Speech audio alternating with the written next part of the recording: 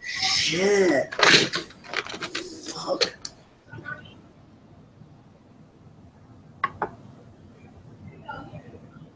And then they wonder why I take forever to do things. Is it really late?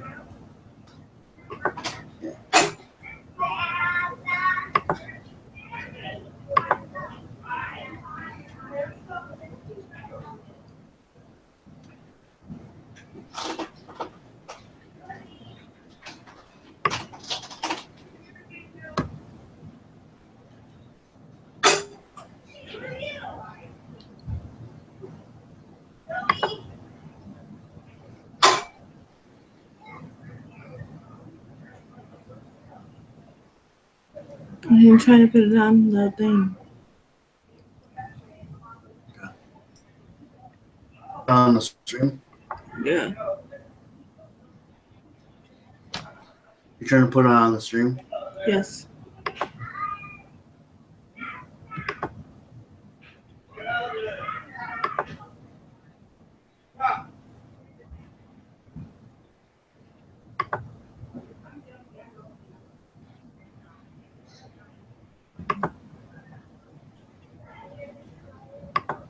Okay.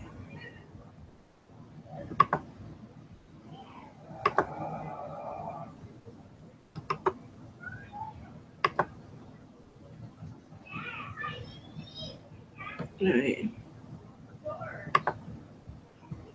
Yourself too. Huh?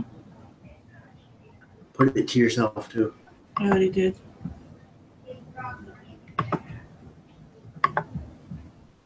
All right, go ahead and start it then.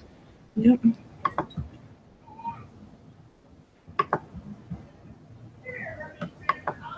Can you see it? Yeah.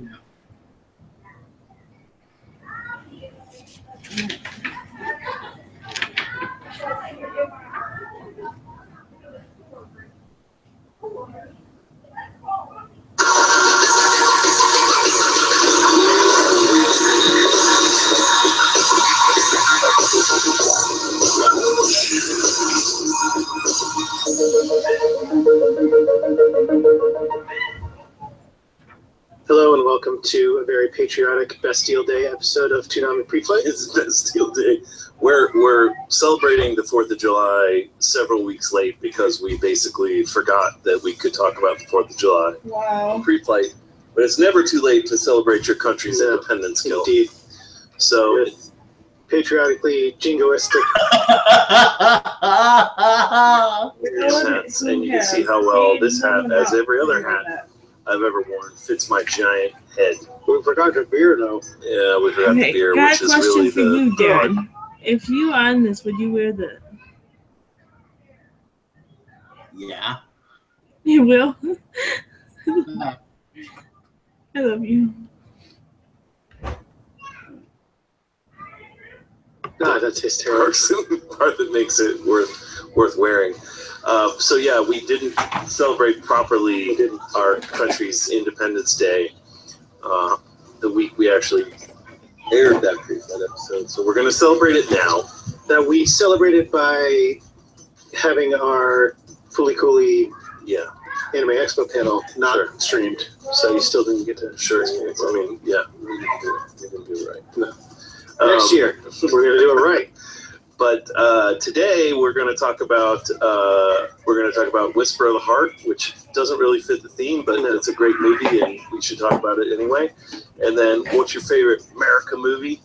Is our top. Right. We have some other fun stuff to show you. The special 2 Man's Trash edition of 1 Man's Trash. Oh, okay, that's just It is. All right, good deal. That was fun. So first up, why don't we talk? This is too uncomfortable. I can't keep playing this. Yeah, well, I'm going to leave it on a little longer, but not much. So first up, why don't we talk Whisper of the Heart? So Whisper of the Heart is an That should odd... always be our background.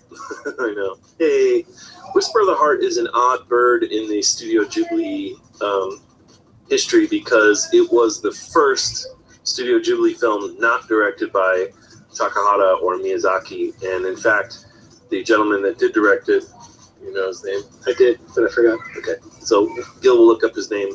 The gentleman that did direct it worked on a lot of projects with Miyazaki, who worked on a lot of the TV shows that Miyazaki sort of came up on. He also was an animation director on Kiki and Mononoke.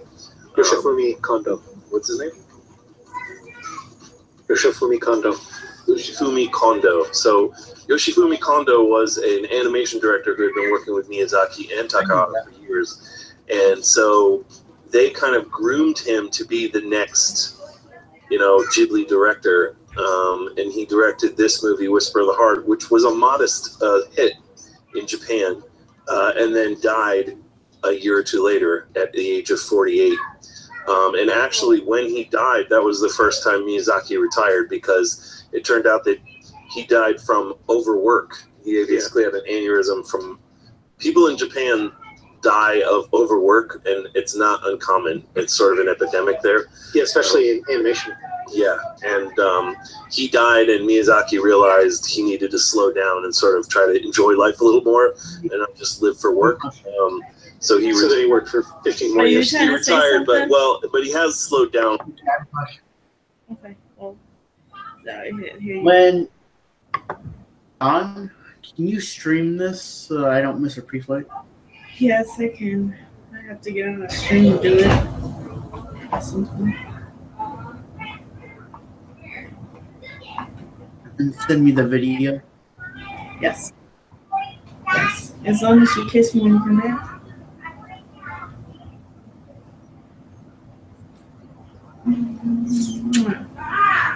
When you finish it, Yes. just you know how to send videos, right? Yes. Send videos. Yes, I will do that, baby. And I gotta send you Netflix things for August. Yeah.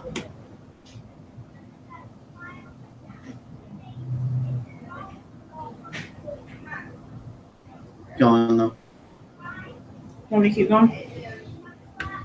Yeah, the only reason I'm asking her guys is because I'm going away to camp for a week this weekend. Every year in like August or like usually it's July, he would be leaving.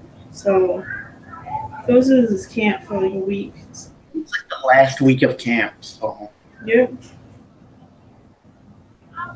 the last week of camp this week. So.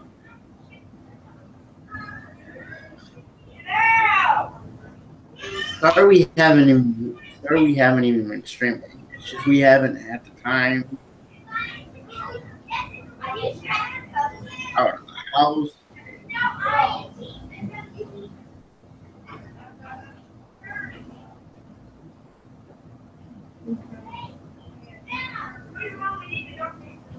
There, Nikki. Yeah, here. The house, so we've never had the time. We haven't had the time. Yeah. Sorry.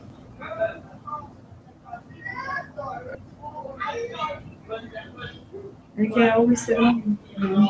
Good, bro. She's in our cave. I'm going to Oakland, so you'll see And me. my sister.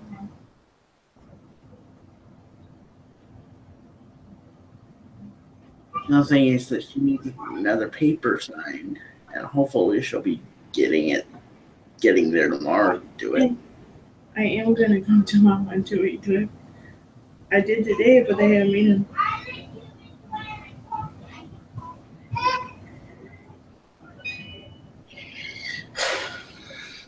Your sister's gonna take you Yes. with your mom.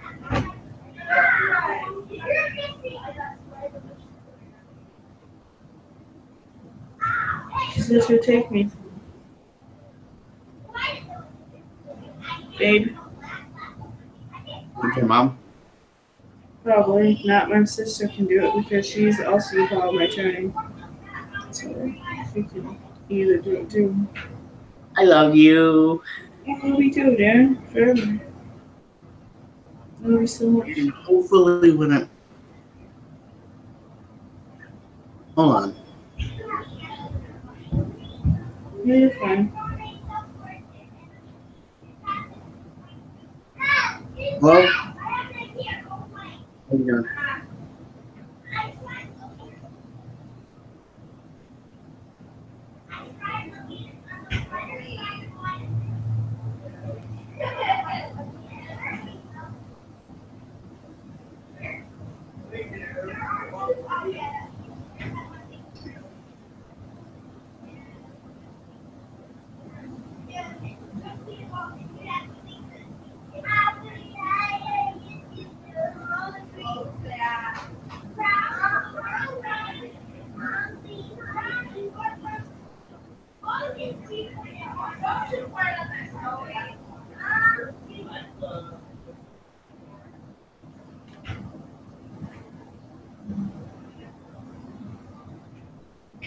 Right.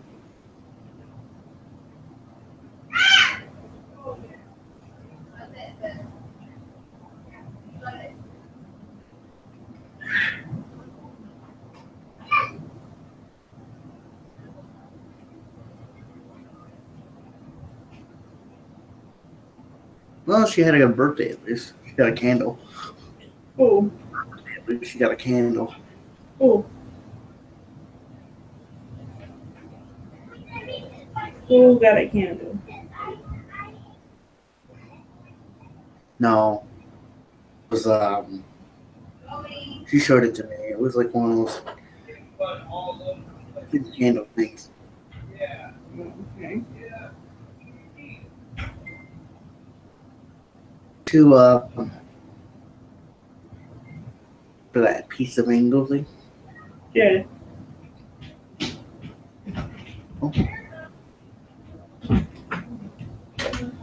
Do you have a mirror in here? Because do I have blood in my teeth? No way. What are you doing? No. Hi, Kimmy. Here we go. Probably need to sleep that off. What? Sleep it off. Who are you talking to? Okay. Probably talk to you tomorrow then. Night then.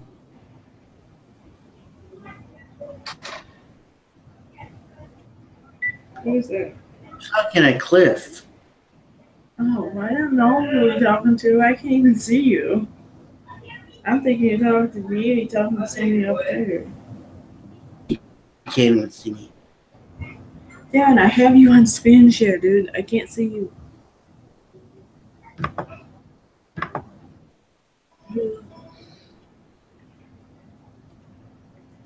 Hello?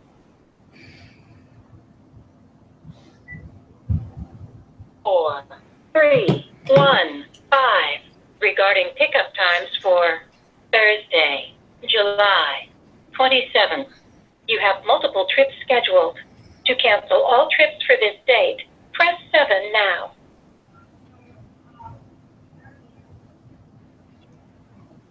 Going from 15590 Champaign Road, Allen Park, 5221 Southgate, between 20 a.m. and 8 a.m. If you're interested, press 1 now.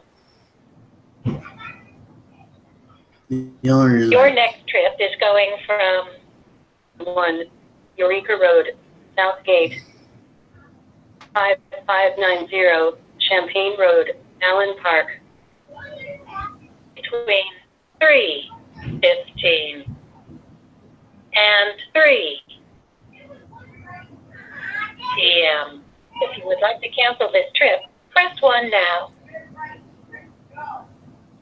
To repeat your list of trips, press star. Any questions, please call 866-962-5515. Thank you. Sorry, the only reason I answered is I had my my hand, so I won't answer. You know. You're fine. But no, she needs to quit lying to him. Mm-hmm. He needs to stop getting all bitchy about everything. Sorry.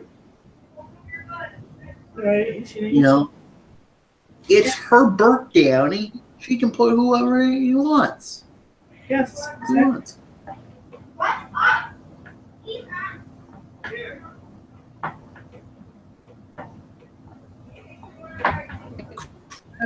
About every gosh darn thing. Yep. I'm trying to stay out of this thing. I would just.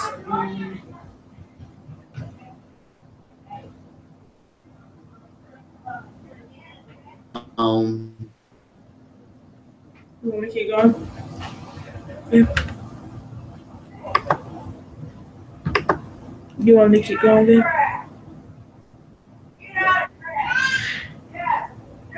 Or you still want to talk? Keep going. A little. I think it taught him a little bit. So it's weird because this was the beginning of what might have been a very promising career that was sadly cut short.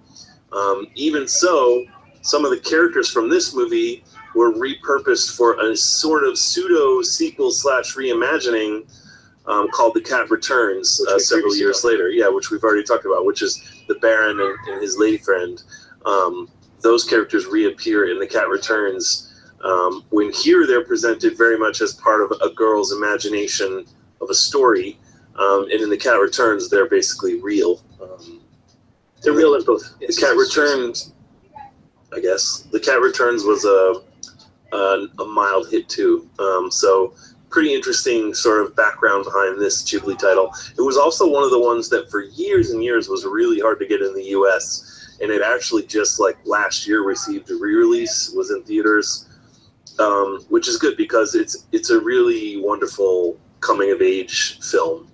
It's playing at our local art cinema today, as a matter of fact. Is it really? I guess it's already played by the time of this. But you know, a lot of Studio Ghibli films are coming of age films, but this movie in particular really sort of hones in on those awkward adolescent years, you know, between 14 and 16, where you're just trying to figure out who you are and what you want to be, and you don't really know the answers to any of those questions, but they all seem really vital, you know. Groups of friends and potentially more than friends. Yeah, and you're trying to figure out romance and, you know, all kinds of huge things that you start grappling with around that age that most people then are dealing with for the rest of their lives. So let's watch the Japanese trailer for this first, and then we can talk about the movie a little bit. クレモーナってどんな街かな。素敵な街だといいね。うん。古い街だって。この虹。あなたはさっきの猫くん？あいつは自分の才能を確かめに行くの。だったら私も試してみる。試すって何よ。あなた。明日は次な。楽しみに待ってますよ。いざ、どうつかもすらん。ラクスラズリーの攻略を探す旅です。いつもの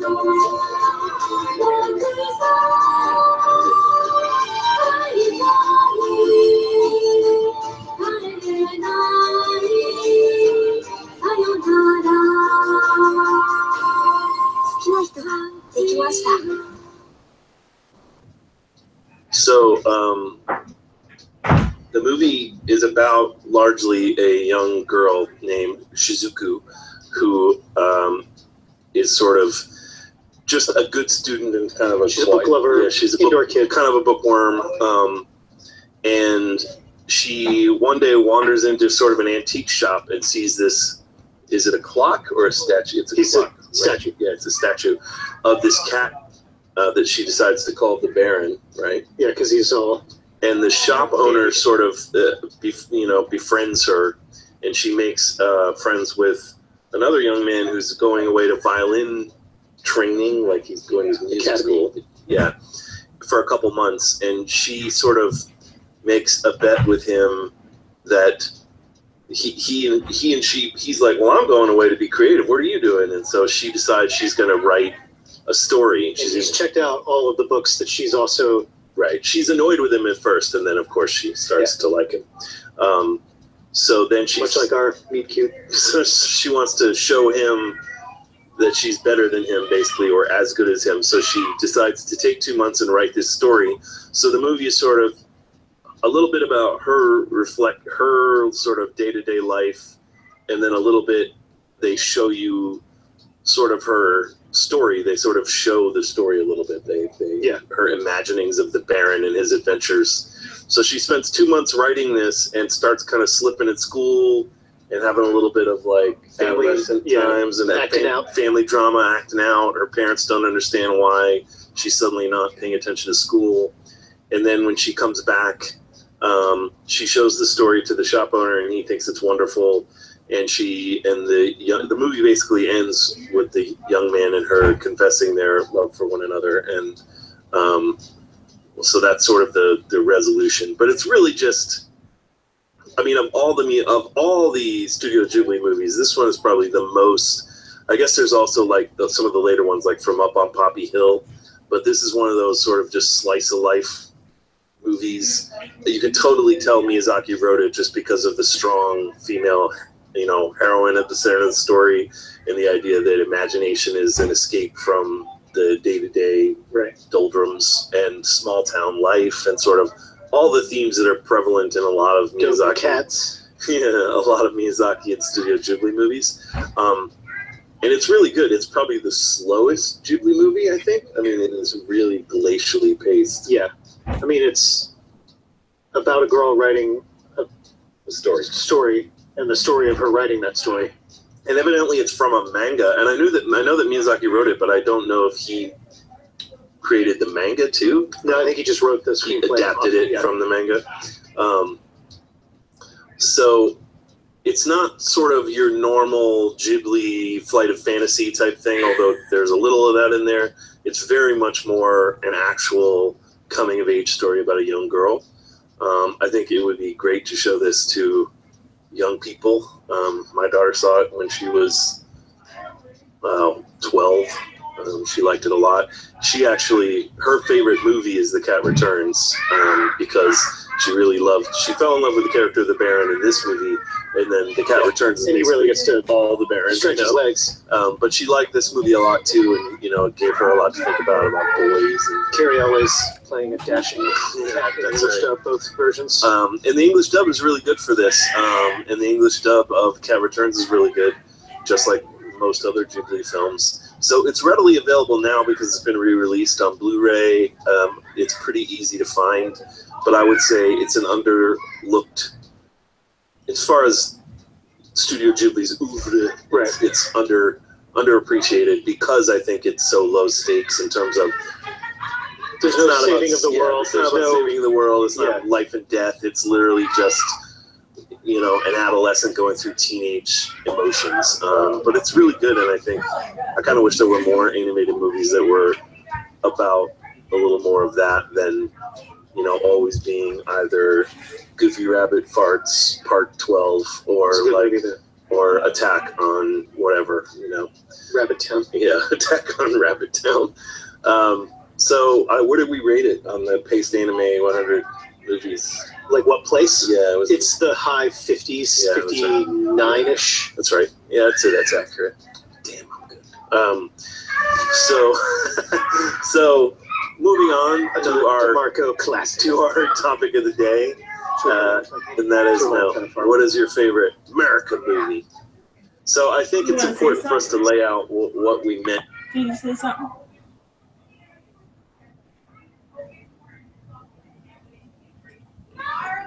By that before we go through our choices, which obviously America means something different to everyone that lives here. I think that's the beauty of America. That is the beauty of our great nation. So what I meant by America movie was the movie that whether it needs to or not, whether it's trying to or not, sums up something about, says something about our country, sums up some aspect, either good or bad, of our country. So I had a slightly different set of criteria, but I'll get to mine when I do my picks. You usually do have a slightly different set of criteria than everyone else on earth. I say that about you. Yeah. Usually it's a lower bar for you. Yeah, Usually Uncle Sam hair stuck on your bar is low. No, I just have no hairy eyebrows. You got it. So first up is the best Michael Bay film, and that is Armageddon? Pain and Gain. No, you're wrong. Armageddon sucks. This is actually, I would go so far as to say, maybe the only good Michael Bay film, although I kind of like The Rock, so I guess I'll give The Rock. This The Rock or the movie The Rock? Both. Because you can't just kind of like The Rock. No, I like the performer The Rock way more than the movie The Rock. Yeah, as I think. First of all, The Rock is not in The Rock, so really, travesty of justice there. Yeah, I wish they could go They back. should reboot The Rock with The Rock. They should. But he doesn't really go by The Rock anymore. Dwayne. But so Pain and Gain, which came out a couple years back, for Michael Bay, it is a marvel of restraint, even though it's totally over the top and bananas. It's one of his lowest budget films that he's ever produced. And it's based on a true story, which the true story of these guys is totally bananas and horrifying, because it's about three muscle-bound morons in South Florida who try to blackmail somebody and kidnap him, and then they end up killing him. Yeah. And then they're trying to cover it up, and they're all so stupid and coked out that they just commit all kinds of and roided up. They commit all kinds of crazy crimes. But beautifully, Michael Bay chooses to make this into sort of a super black comedy farce, and make it a lot about, the idea that everybody in America deserves their shot, that thought process, how far down the rabbit hole that can lead you in the wrong direction if you're a moron. So let's check out, this is actually a clip. This is a put together a bunch of clips of Mark Wahlberg, who's the star, his voiceover in the movie. Somebody kind of put together 2 minutes of his sort of self-motivational voiceover he does that gives his reasoning for why they're doing what they're doing. So let's watch this.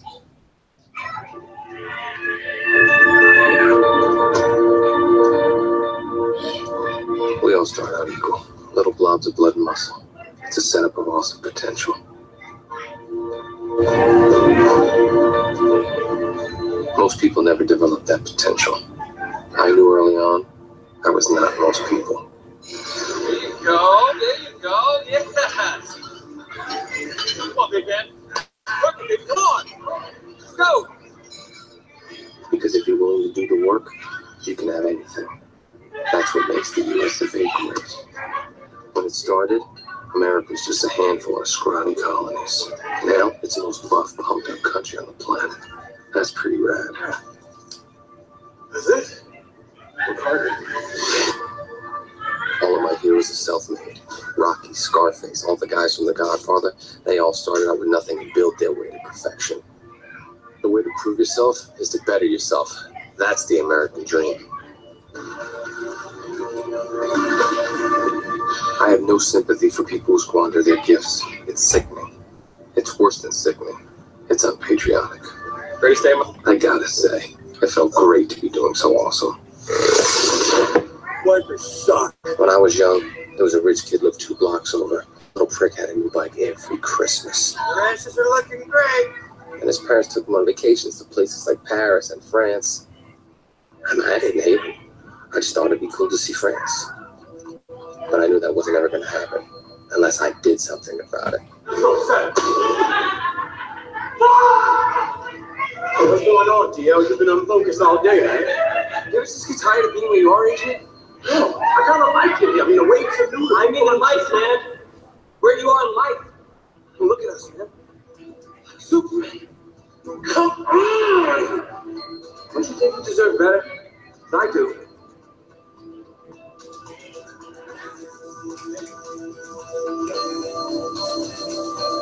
And I do too. Then fucking act like it, man. Come on.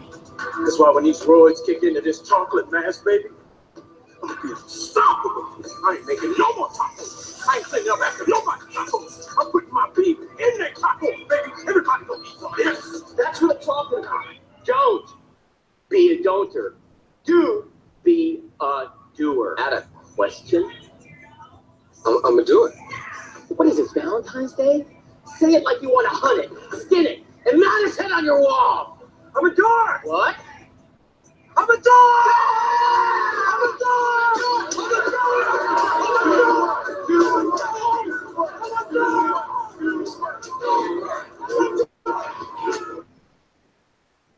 That's some good life advice stuff.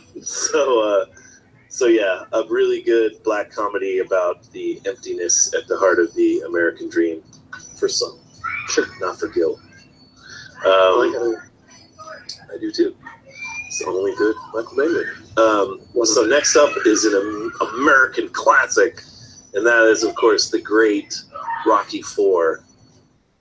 When I saw this movie in the theater, when the James Brown song's playing and they got to Atlanta, the whole theater burst into applause. In America.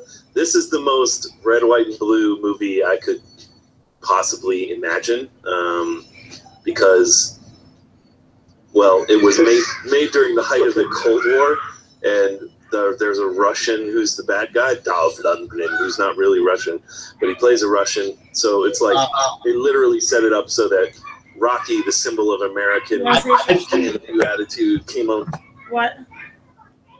Were you in Z class? Yeah, We watched Rocky IV. I think so. We watched Rocky IV. Yeah. And I kid you not, that was the first Rocky movie I've ever seen in my life. Yeah. In my life. Yeah. Never seen a Rocky movie. Ever. They really should put this stuff on Netflix. Yeah, but they don't. And watch it.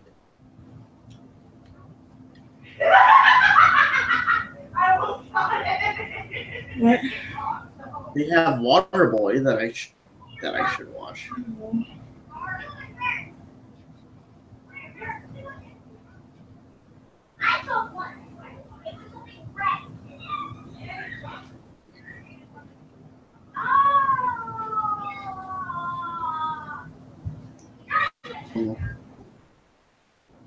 Want to keep going? Yeah. From nothing, self-made man is now up against the Russian, who's got the whole weight of the Soviet Union behind him, and he's all roided up, and he has every advantage. And Rocky's sort of old and busted, and he only comes out of retirement because the Russian kills Apollo Creed. Because he doesn't throw the towel in soon enough. So they did, Rocky feels guilty because he didn't. Well, let's be real. It's not Rocky's fault that the guy was a psycho. He was holding the towel. Rocky felt guilty. That doesn't mean, but he knew Apollo didn't want him to throw in the towel. Yeah. He was doing what his friend wanted. Try to put yourself in his shoes for once. Yeah. Instead, you're just going to side with the Russian. So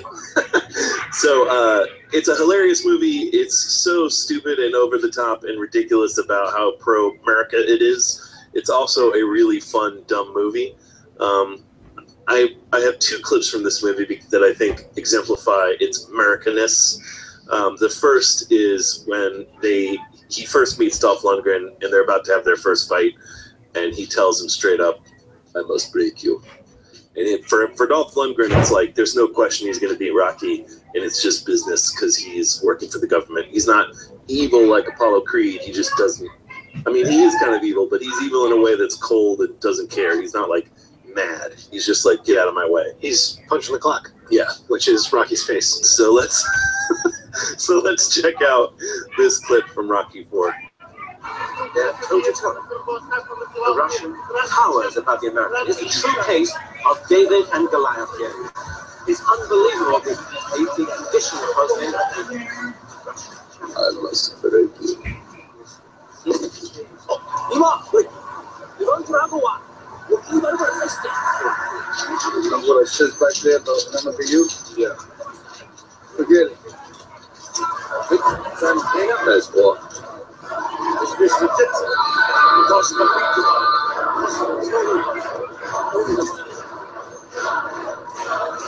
Take a straight to him. Take a straight to him. Be a rock for him. You understand? Be a rock for him. He's strong. All right? Now take it to him. Okay. Okay. Okay. Okay. All right, let's do it.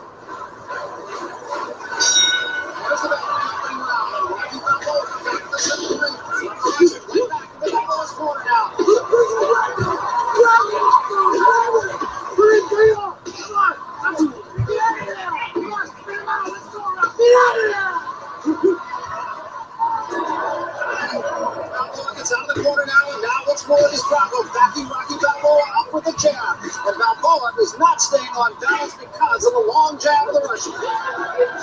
Brace yourself! Brace yourself! Come on! Get on! Here we go! He can't seem to touch the Russian. Rocky pounding away at the midsection of the Russian. He's just hitting with everything he's got. And Turbo just smiled at him. Keep jumping away. Up and down. Up and down. Come on, Rock. Completely honest, I know this is fake. He's bigger than you. Oh yeah. You're not gonna pound his midsection and he's like gonna have stomach pain or something. Right. Like he is bigger than you. I know, right?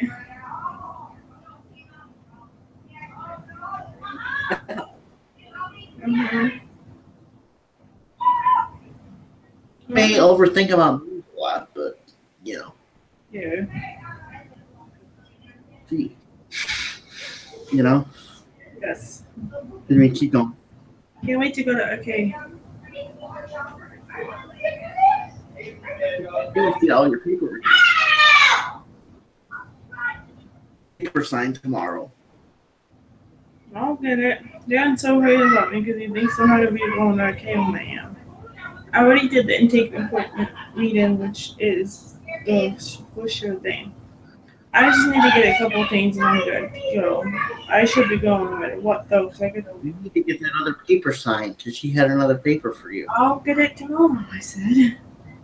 I'll see you tomorrow for sure. I only we came a little bit later on though. Yeah, but that's why we must go.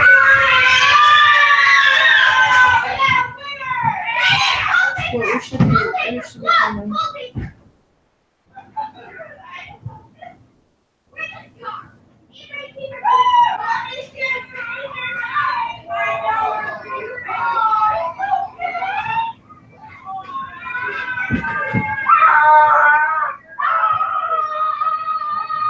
You'd be out there. What? Yeah.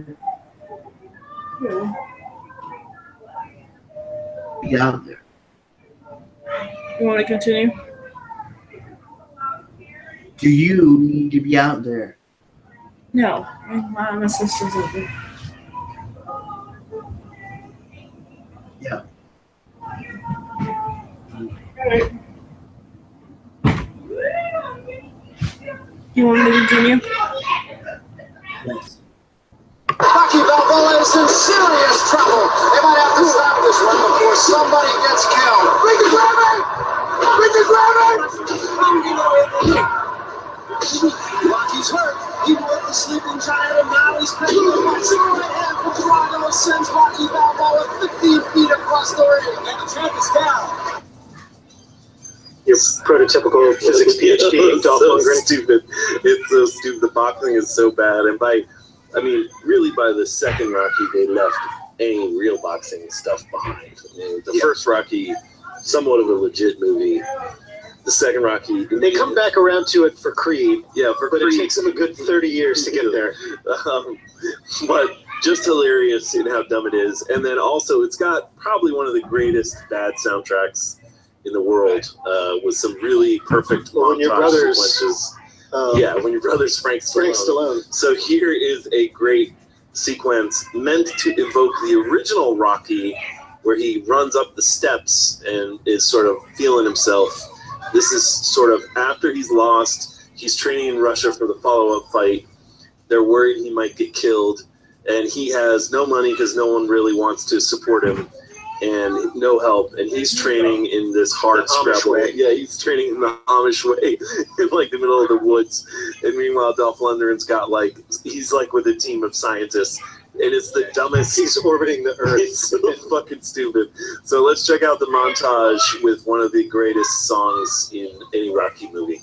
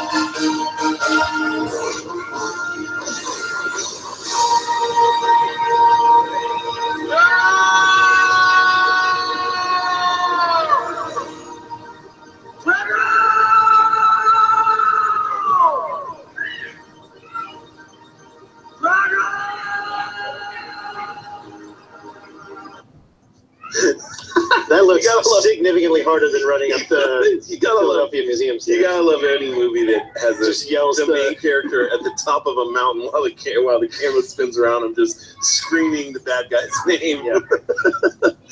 All right, so my final America movie is fairly recent as well, and that is, of course, the 2013 Harmony Korine classic, Spring Breakers.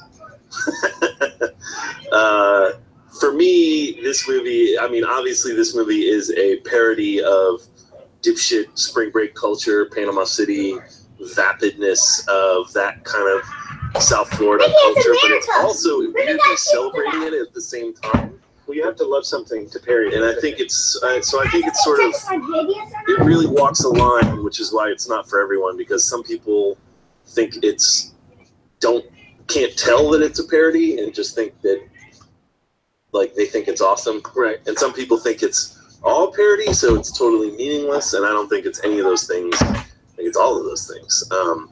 But I genuinely love this movie, and I also don't really like anything else Harmony Korine's done. So it's weird. The America movies maybe are best done by people who don't make movies otherwise. But that might be the most American thing of all. I know. So there's really nothing more American than dipshit college kids on spring break. I mean, that is true. That is so American. And white guy dreads and grills. Yeah, exactly. And white guy dreads with the grills. So this movie actually had a sequel already, which I haven't seen, nor do I plan to, because it wasn't Harmony Korine involved. Yeah. Spring Breakerist. Yeah. But a beautiful looking movie and an amazing soundtrack. Yeah, it's kind of just one long music video. It really is. And they repeat, I mean, Harmony Korine said at the time, he repeats a lot of things cyclically in the movie, like conversations keep coming back, because he wanted to treat it like a mixtape, like those were samples. Whether or not, your mileage may vary on that, but it also has Gucci Mane in it, so I'm not going to really ever not like something that's got Gucci Mane in it. So here's the trailer for Spring Breakers. If you haven't seen it and you want to see a good America movie, check it out.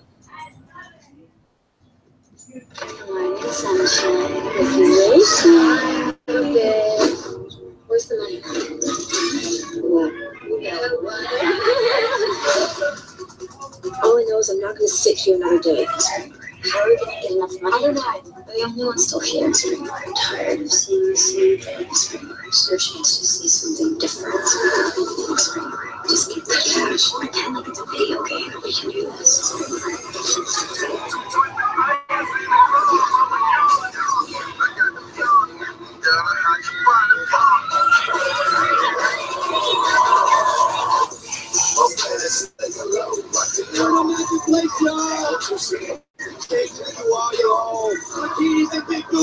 That's what life is about.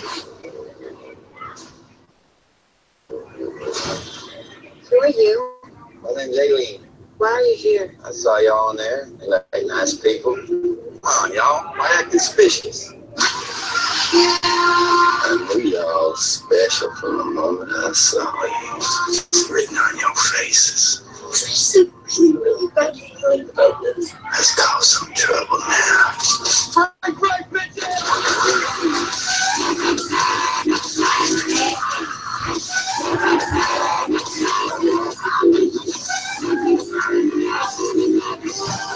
I got my dark tannin oil. Lay out by the pool. Just the napkin hang out. Y'all want to die tonight? Spring break. I'm scared, aren't you? Spring break forever. Spring break forever, bitches.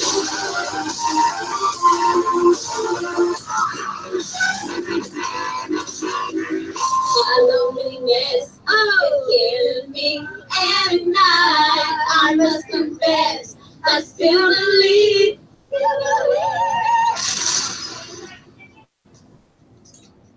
That does it for my America movies. Well done. Excellent choices. I fucking love Spring Breakers as well. My criteria was a little different. What was your criteria? It needed to be the triumph of the American spirit over some foreign power. Okay. And it needed to have America in the title. Wow, you went all the way ham on it. So first for me is the 1985 John Badham classic American Flyers. No. American Flyers. American Flyers. Yeah. My bad. Excuse me. We're calling them American Flyers. It looks like they're about to fight over this bicycle, but he's really going to help them. This is Kevin Costner as a bicycling kinesiologist, I guess, is his profession. He and his brother are sort of estranged, and he goes and finds his brother, and they have this medical history, and they're not sure which one's going to have it because it's a recessive gene, but it's basically a brain aneurysm, and they think that one of them's going to die. And they're trying to figure out what it is. So they get ready for the only reason to do a bike race. The Hell of the West bike race. And so this is 80s as hell, and John Badham, yeah. America as fuck, because there's a Russian guy that they're fighting in the bike race, and he's wearing like red hammer and sickle, full-on jersey, even though it's not the Olympics or anything. I mean, it was the 80s. If you needed a bad guy, literally all you had to say was, he's Russian. Right. Okay, cool, bad guy. And he looks like he's Greek. I don't think he's really Russian at all. But there's some pretty hilariously awesome. I actually really like this movie. But this is the tight pants announcer starting off the race. This is the beginning of the Hell of the West race. So this is what the movie's built to, is this final race showdown. So let's check this out. Riders ready.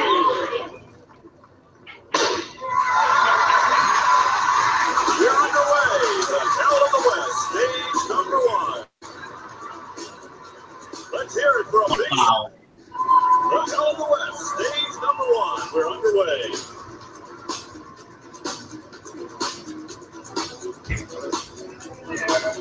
This first circuit of the Hell of the West is the dreaded Morgul Bismarck. It's a world championship course which offers little shade, steep hills, fast descents, and the gut-wrenching climb to the finish line that sits here atop the devastating wall. Riders who have raced here before seldom look forward to coming back, and newcomers to a race of this stature, unused to riding in a large pack, will soon find out why. This is a race of 7 laps, totaling 91 miles, a grueling test for any rider. Center, look out! Watch your line!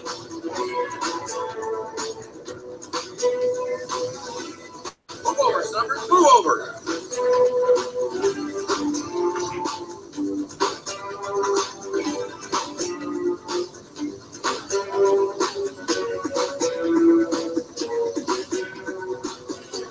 Here we go, Dave.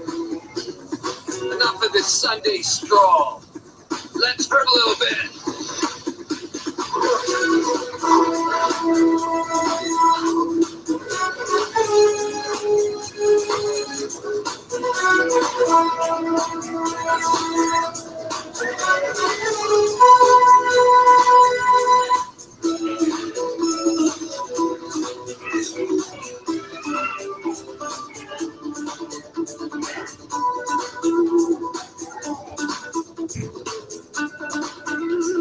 So I don't want to ruin it because the race builds over several days and there's stages. There also needs to be a sweet 80s jam while you're getting ready to fight. I would say it used, well, it wasn't out then, but Tour de France from Kraftwerk. So it seems a little odd that if you're worried about a brain aneurysm, that you're going to train for one of the hardest bike races in the world. It seems like maybe just sitting on the couch. I might have a brain aneurysm. Let's go work out. But comes down to Cannibal Muzzin, who was wearing the 7-Eleven jersey. Fun fact, that was the team that became Lance Armstrong's team in the late 80s. And a great tradition of doping, another fine American pastime. Right, so sometimes you got to cheat a little bit. If everybody's cheating, then nobody's cheating. So check it out. Cool, that's an interesting way of looking at it. Second for me is arguably not a tremendous film, but I still like it. And that is American Anthem from the director of Purple Rain, Albert Magnoli. I love your soft shoe on that. Arguably, not like, instead of just saying it's a piece of shit, total piece of shit. Which is what it is. Mitchell Gaylord, American gold medal winner, no slouch in the physical realm, is not a tremendous actor. Not a great actor. Wayne Gretzky's soon to be at this point wife. Marrying Wayne Gretzky turned out to be a better career move for her than Jennifer Jones. No, it's what's her name? Janet Jones. Janet Jones. I always think it's Jennifer Jones. Yeah, wasn't she in this and like 2 other movies and then and then out. This is 86, and I think they got married in 88, and Gretzky retired in 89. So I think playing golf and drinking mimosas in Arizona or wherever the hell they live is probably a better scenario. This is Mitchell Gaylord. This is a blue collar triumph over all that also has America in the title because I was running out of movies that had America in them. Truly, even if you really like gymnastics, I don't see how you could like this movie. This is not. It's a terrible movie good by any standard. But let's check out the trailer because it's funny.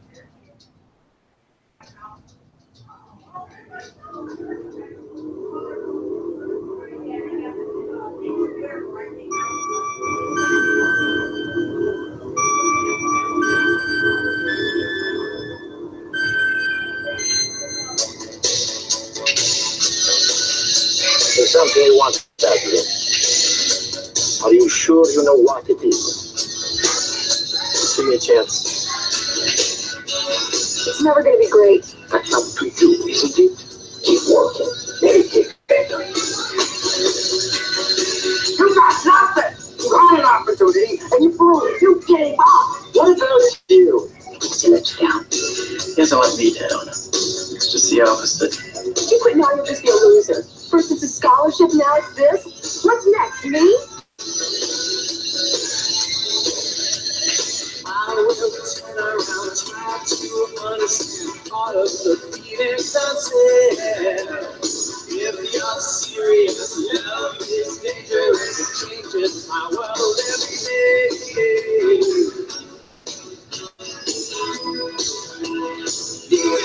Leave it.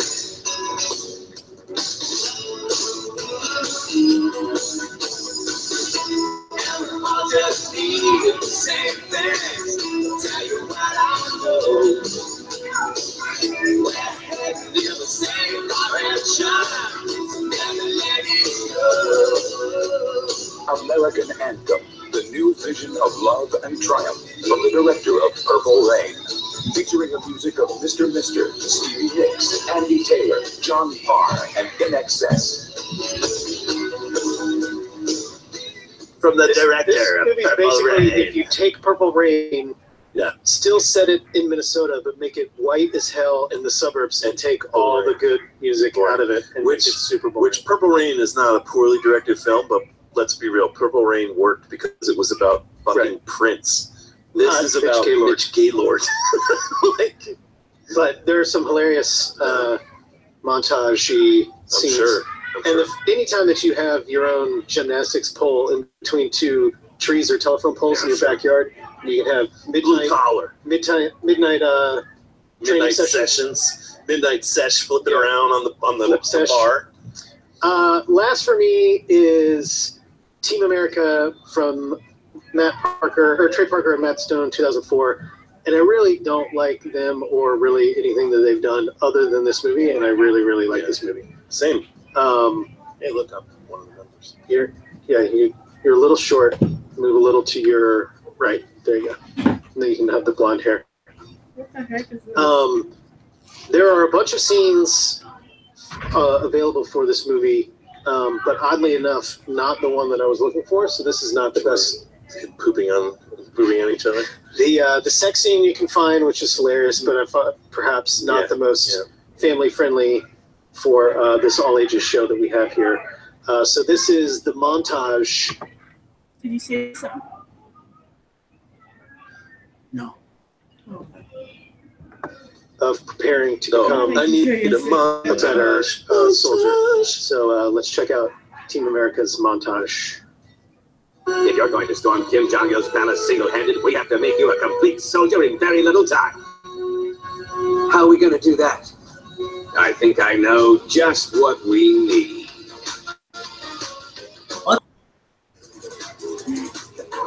I have no clue, Darren. Don't ask me. Ask us all that.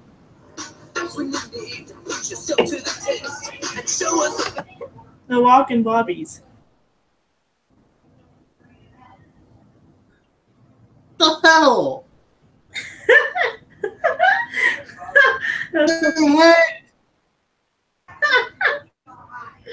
I don't know. Don't ask me. Don't look God, at I need to see this movie now. Seriously, Dan, you wanted to see that movie? No, I've never seen a movie like this. What the hell? So you want to see it? Oh, I mean, with the bobblehead thing, I've never seen it. No, they look like Barbie dolls. Have you ever seen Barbie dolls?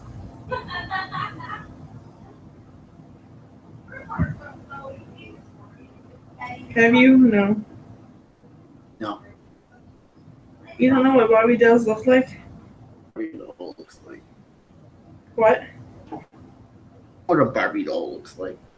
Well, that's exactly what he is. You seen this before? No, but that's what he looks like.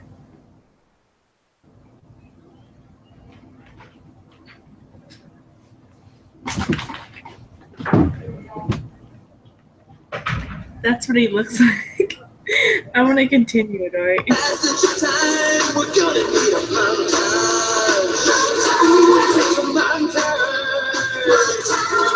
Show like things happening at once. Remind everyone of what's going on. Every shot show a little improvement. To show it wrong would take too long.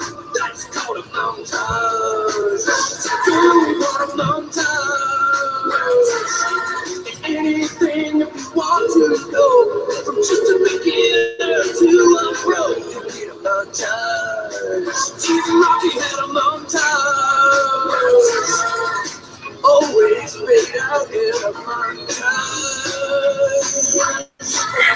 Oh my God.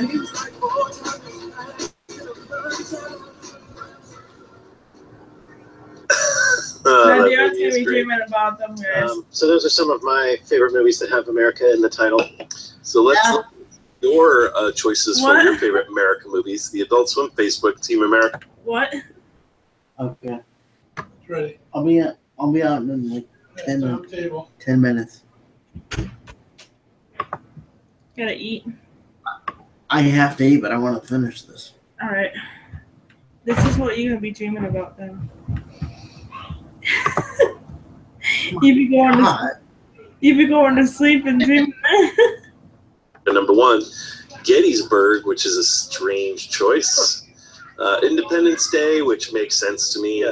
American Sniper, which not a bad movie, but and then Idiocracy, which I think is how a lot of people look at America today, sadly. And then next up, film. Let's look at the Toonami Facebook choices for your favorite America movies. Team America, again at the top. Independence Day, Saving Private Ryan, of course, great movie. Captain America, The First Avenger, also a very good movie. And The Patriot, which is not a tremendous dog shit movie. Not a great movie. The only way that movie represents America is how much we want to lie to ourselves about our past. Honorable mention for Super Size Me as a choice. Super Size Me, pretty inspired choice. So that's it for this week's topic. So let's move on to the sneak peek. So first up, we have a sneak peek of episode 25 of Dragon Ball Super. Let's check that out. On the next all-new episode of Dragon Ball Super. I apologize for keeping you waiting. Hi, Lord Destroyer, sir. Glad you're here. I didn't know Beerus was coming too. Yes, well, when you're offering a strawberry sundae, what did you expect? Dragon Ball Super, Saturday at 11:30. Wow, it looks even more delicious in person. How can they eat when there's a mad tyrant riding up the sky?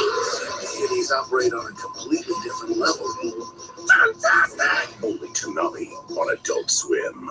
And then we have a promo for, is this the final episode of this season? Penultimate episode. Penultimate episode of this season of Attack on Titan, episode 11. Let's check that out. On the next all-new episode of Attack on Titan. Heads up, she's back. Oh, they're getting away with Eren. Go! Recover Eren from the armored Titan and retreat! Hey, at least they got the dub. What? Parts. I mean, before they would just pictures and have the voiceover guy do them. That's true. Yeah.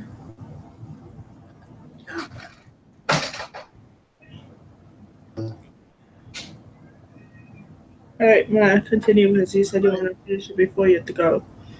Before I have to go eat. Yeah.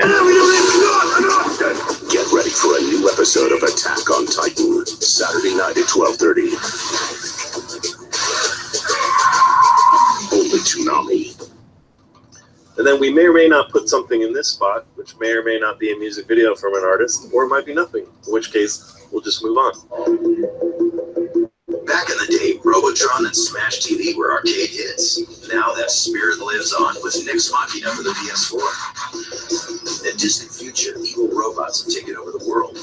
Your mission, find human survivors while staying alive long enough to destroy the machines. Run, gun, and level up on the fly.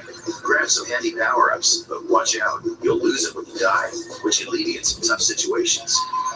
Even with nerves of steel and mad twitch skills, the ruthless machines will take you down time and again. Oh man! But each death is a lesson learned, and knowing what not to do next time is a step closer to taking out those pain-in-the-ass bosses. Gotcha, punk. Next Machina is fast, furious, and oftentimes infuriating, but it'll keep you coming back for more. We give the new twin-stick shooter on the clock an 8.5 out of 10. Who wants some? And then we have One Man's Trash, which was a joint effort. Well done, sir. Thank you. Why don't we... So we were playing... Jason was playing Last of Us. Again. For the fourth time. After, perhaps... Was it pre-flight where we were talking about it, or was it a Game Humpers talking about playing through on the easiest? I think it was a Game Humpers where we talked about. You said I played it through on easy, and it was fun because it was like just a shooter that you just mindlessly play through it. And I thought, well, I've played it on normal and I've played it on hard, so I'll play it on easy just for fun because I'm not going to do Nut Crusher difficulty, which is what you did. Well, there's Survivor and then there's Grounded. I didn't do Survivor even. I did what's above Survivor, which is just like hard. So easy. No. Okay. Because I just played easy and it was very easy. Right. So then you decided after watching me play it on easy. Every 4 to 6 weeks, Jason and I are figuring out what we're going to play, and we always say, "Oh, I'll probably just play The Last of Us again." And so watching him, I just kept thinking, "Why am I not playing The Last of Us again?" So I fired it up and decided to go. There were 2 trophies that I was looking at in terms of One Man's Trash. One was Grounded Plus, which is having played it through on Grounded, playing New Game Plus for that, which is totally pointless because it's actually slightly easier, but not so easy that you can actually just fly through it. Yeah. And then the other was the optional conversations, doing all the optional conversations. And somehow I still continue to fuck that up every single time. And the 7 probably playthroughs that I've done it, played relatively patiently a couple of times. And I really thought I had it this time. I probably should just look it up online instead of just waiting for a triangle to appear, but Or just hang on. Then the next One Man's Trash will be the Platinum. God, 100% everything. So Jason, through an episode of Game Humpers and an episode of Trapped in LA for Anime Expo, helped play through The Last of Us on Grounded Plus, and this is that One Man's asterisked 2 Man's Trash. So check it out. Welcome to another One Man's Trash, where I try to do my best at being the worst. Today we're going to be playing what's probably my favorite video game of all time, The Last of Us.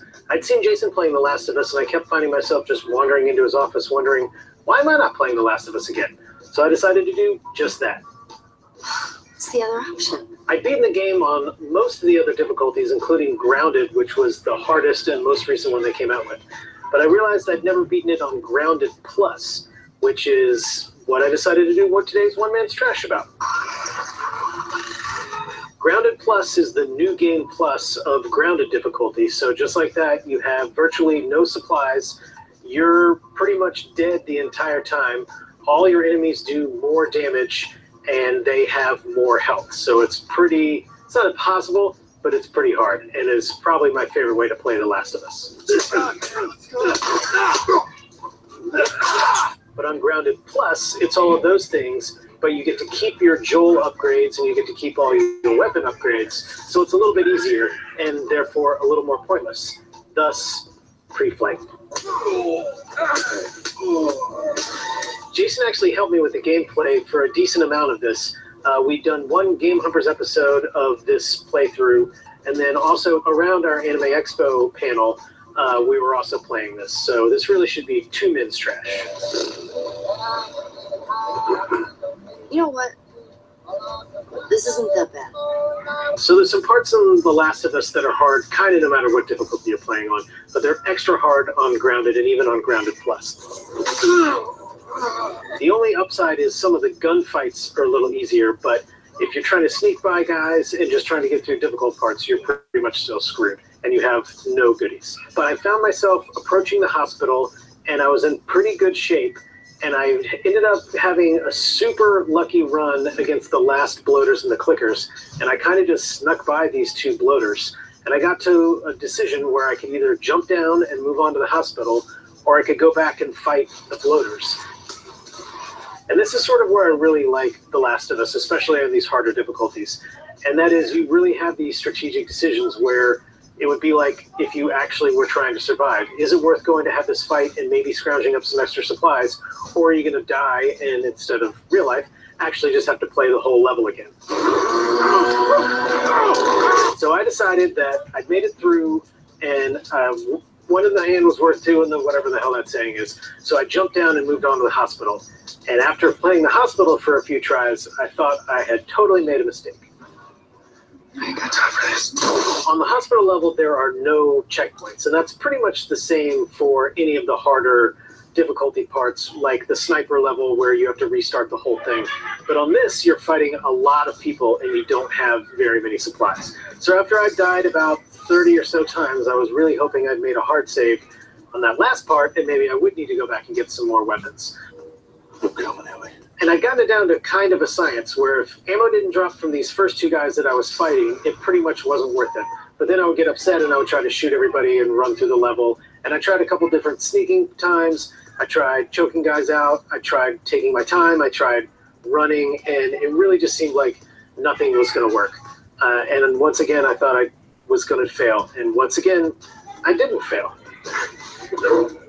because I made it all the way to the very end, or almost all the way to the very end, and then died and had to start all over again and again and again and again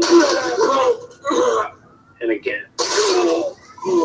But on what I hoped was going to be my final playthrough, I actually made it really, really far, and there were only 4 guys left. I had a decent amount of help, and I just needed to wait for one of them to break formation and start picking them off one by one. But these sumbitches would not break formation, and they wouldn't get lured over by a brick. So I waited for about 2 minutes, and I kind of went back and forth a bunch and lured this one guy over and got him. So I was down to 3 guys, and I waited another 2 or maybe even 3 minutes, and it really just seemed like these guys were never going to come. So I realized I was going to have to shoot, but I only had 1 El Diablo round, which is the only weapon I had that would put these guys down with 1 shot. So I came to a time when I knew I was going to need a 2-for-1. And I was patient, and I took my time, and for a second I thought I was going to get 3-for-1, but El Diablo is a fickle mistress. But 2 guys dropped, so there was only 1 left. And I had 47 units in my flamethrower left, and normally I like to burn all the sumbitch fireflies. But when you're playing on Grounded Plus or Grounded or Survivor Plus, you really don't have that luxury. But this guy was going to burn. So I hit him with the smoke bomb, and for a second thought, because I actually hit him with the smoke bomb, I was going to die, and came up a little short on the flamethrower, but I still got to cook him right, which then only leaves dealing with the quote-unquote doctors. Then you scoop Ellie up, make the escape to the elevator, and then there's just some rugged, amazing cutscenes. Let me go. You just come after her.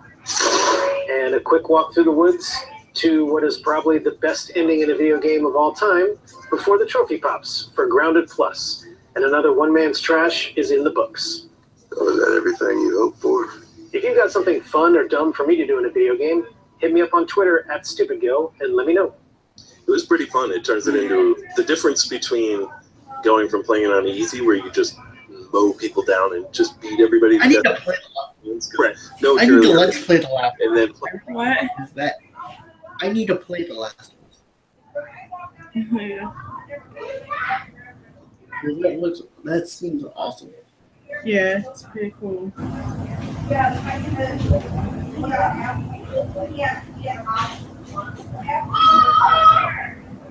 Have you played it? That, yeah.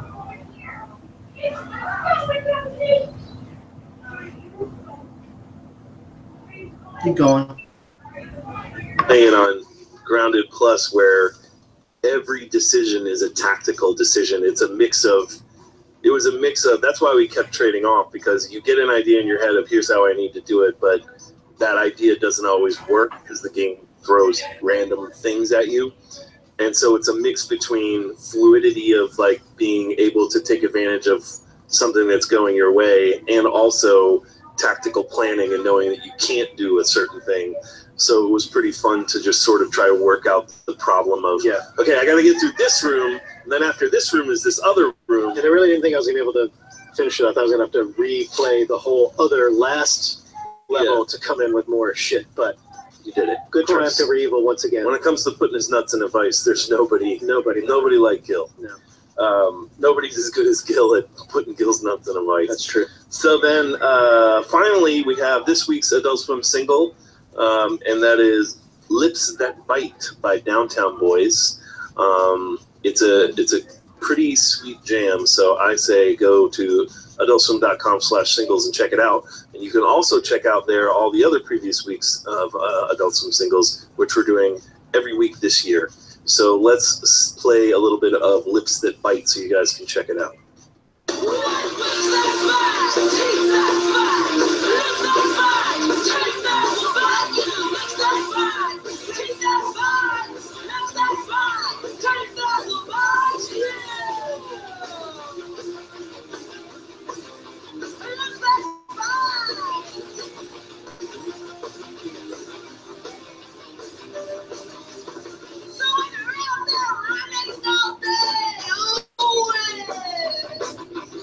And don't forget, next week we will be doing a live broadcast from the site of San Diego Comic-Con. Nearby. Of pre-flight. Well, I mean, we're where Comic-Con is happening. Yeah. You gotta go, babe.